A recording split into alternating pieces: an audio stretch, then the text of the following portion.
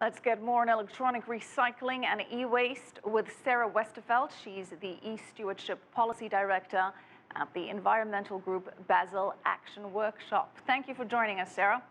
You're welcome. Thank you. Sarah, only 16% of the world's e-waste was recycled by officially sanctioned government or commercial enterprises. That's according to the United Nations. So what happens to the rest of this electronic waste?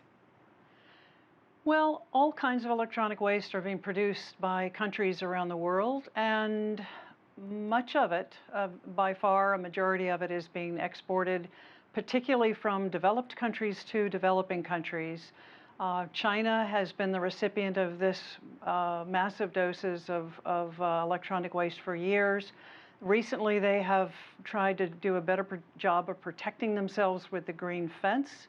But usually, at least in the United States and in many other developed countries, what happens is a collector, even a recycler of e-waste, will put it up for bid on global web-based trading platforms and sell it to the highest bidder. And typically that's in a developing country. So you just heard from a previous speaker that there are serious issues around toxicity in this waste stream, and many of those issues, many of that toxic legacy problems get transferred to the developing countries that end up repairing and reusing used phones from the developed world.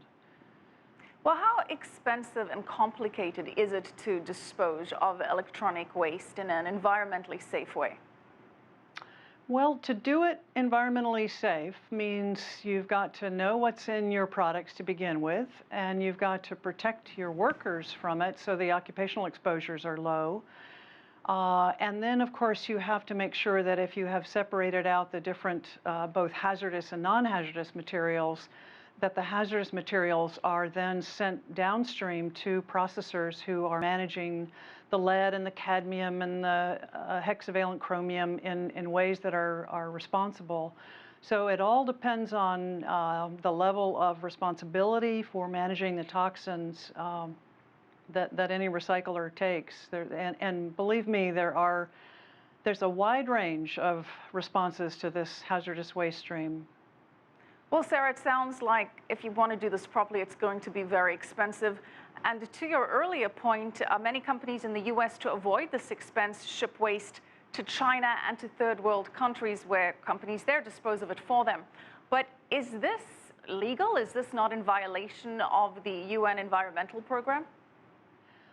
It's actually illegal for China to accept hazardous waste from the United States, because China has been very progressive and has ratified a United Nations treaty called the Basel Convention, which restricts trade in hazardous waste.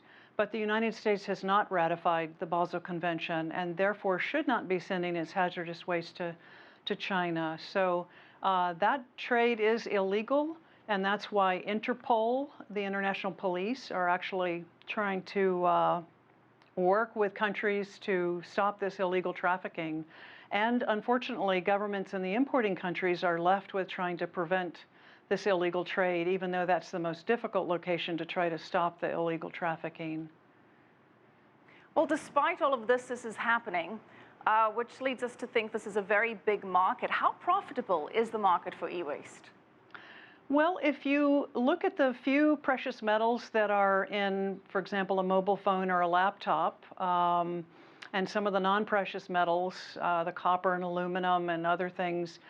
And if you combine that with all the hazardous materials and decide that you're going to not responsibly recycle it, but simply pull out the value, it can actually be quite profitable, because you're essentially passing on or outsourcing the real costs for the hazardous materials to those who are just looking for making a profit today.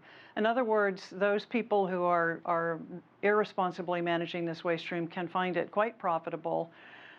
Those who are trying to provide all the worker protections and the environmental protections that this waste stream requires because it is hazardous, those people are finding, especially now with commodity prices having gone down recently, that it's very difficult to extract the little bit of value in the materials and handle all the hazardous materials, pay for all of the worker protections, and to do that profitably. It's become quite difficult for those who are trying to responsibly manage this waste stream.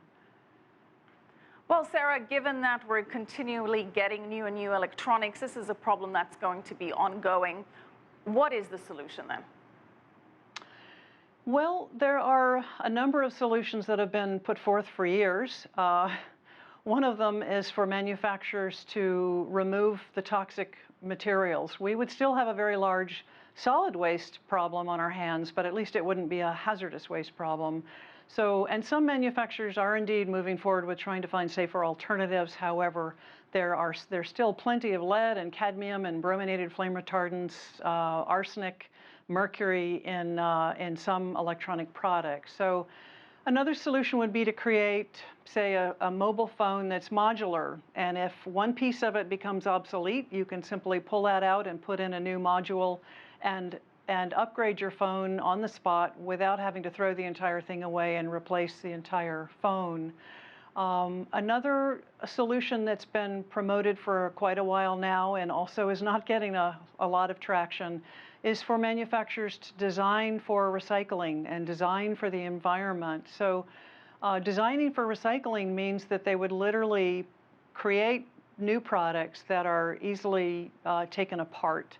Right now we have precious metals mixed with hazardous materials and plastics and other materials that are very difficult to separate.